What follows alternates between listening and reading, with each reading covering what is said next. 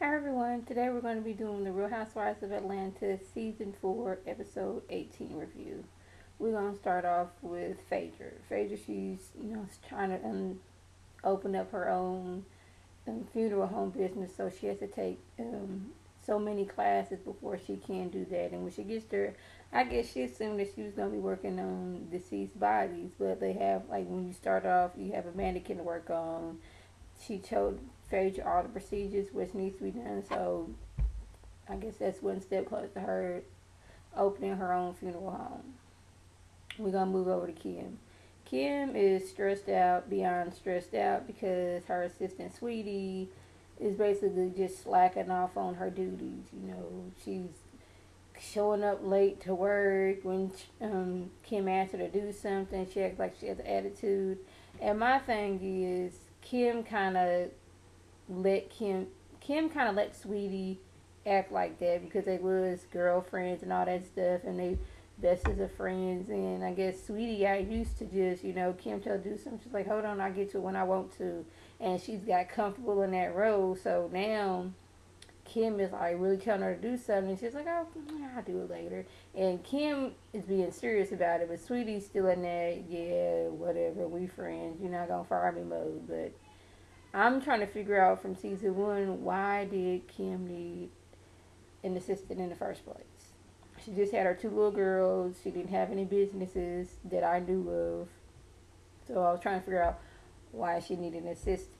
Now that she has her baby, I kind of could see, because she did try to start that wig business, if that's still going on. But why is Sweetie there? Sweetie is not helping you. She's hindering you, which means Sweetie has to go. And her dad was like, I would have fired Sweetie a long time ago. But yet again, Kim let her get into that position where she can just slack off.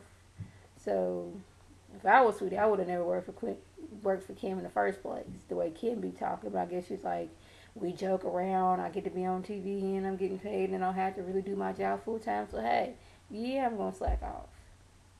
So I guess Sweetie was supposed to show up for work. Sweetie's like 30 minutes late, and Kim is talking to the woman who I guess curls her wigs or whatever, or does her hair. And she's like, Sweetie's getting on my nerves. She's posted in, did register the kids to school, and she hasn't done that.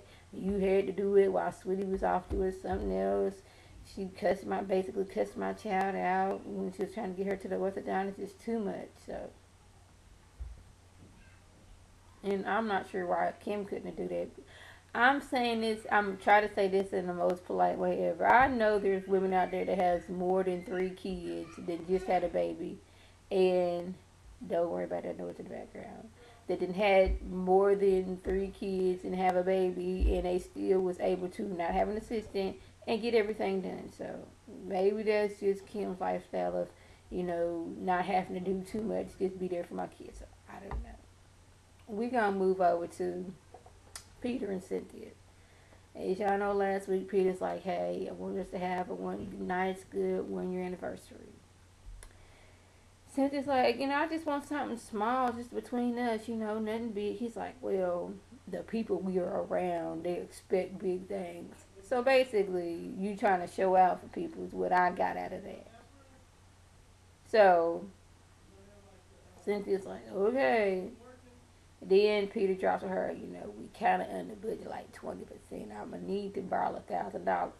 Now, this is bringing Cynthia back to the wedding. Like, man, see, I'm thinking in her mind, she's thinking, I told you I didn't want this big party. You want to show out for all these rich people in Atlanta. I just had something small between me and you, maybe a couple of friends. No, you want to rent out this man's big old house and have this big old extravagant party. I didn't want that. But she didn't say that, which she should have. He was letting her know, my friend, he owns a limo service, and I know you don't do limos, and I don't do limos, but it's a Bentley limo, and it's a gift to us. It's Cynthia's like, I don't do limos, but I can ride in that Bentley limo. I was like, go ahead, Cynthia. So we're gonna move over to Nene and Greg. Greg picked Bryce up from jail because Nene was like, I'm not gonna do it. I'm gonna let him sit in jail. So she's like, I haven't spoken to Bryce since he got out of jail. So Greg's like, come on, Bryce, we need to talk to you. Me and your mom need to talk to you. And Nene was like, I'm not gonna say that. But as soon as she saw Bryce, she's like, what were you doing? Why was you stealing 2 razors? Did you have your bank card in your pocket? And he was like, man. And it's like, why did you do? He's like, I don't know. He's like, I don't know. She's like, I know you had your bank card in your pocket. Did you set out that day to go to Walmart? I'm going to go to Walmart. I'm going to walk in here and I'm going to steal these razors. She's like, what is it? He's like, man, I don't know. It's like, what do you need to do? I need to change. It's like, you didn't say that 2, 3 other times, buddy. What do you want to do? I want to own a restaurant. Greg's like, what's the name of the restaurant? I don't know. You don't know. The I don't know restaurant. I'm thinking he just said a restaurant because that was the first thing that popped in his mind. And he didn't think there was going to be a follow-up question about said restaurant. That's what I'm thinking. I could be wrong. So Greg was like, you know, you acting wild and crazy like that. I'm telling you from experience. I ain't see this on no movie. I ain't read this in no book. I was acting stupid just like you were back in the day. And I had to get myself together. And look where I am now. I'm paraphrasing y'all.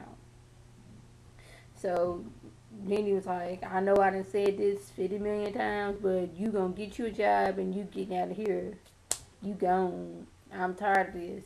You were too, you acted too stupid, basically, is what I was getting what she was saying out of it. It was like, Bryce, you was already on probation for some other stuff, and now you went into Walmart and stole 2 razors, which I'm still trying to figure out why, but he did it. He said, I know you had money on your bank card, so what's good? Are you trying to be like your friends? Like, y'all, they didn't told you if you want to be part of our crew, you got to go steal something stupid. What? What is it? So, I did like the way Nene and Greg handled Bryce's situation, but Nene was like kind of worried, like if me and Greg get divorced, are we still gonna have this kind of relationship where we can talk to the kids? Because you know, Greg been in Bryce's life since he was a little video boy, so I think Greg will because he's like, if Greg didn't care about Bryce, Greg would have left Bryce in jail. Like, that ain't my child. But he was like, I didn't raise this boy. That's a reflection on me, so. Who else am I talking about? Okay, we're going to get on to the actual party, Cynthia and Peter's party.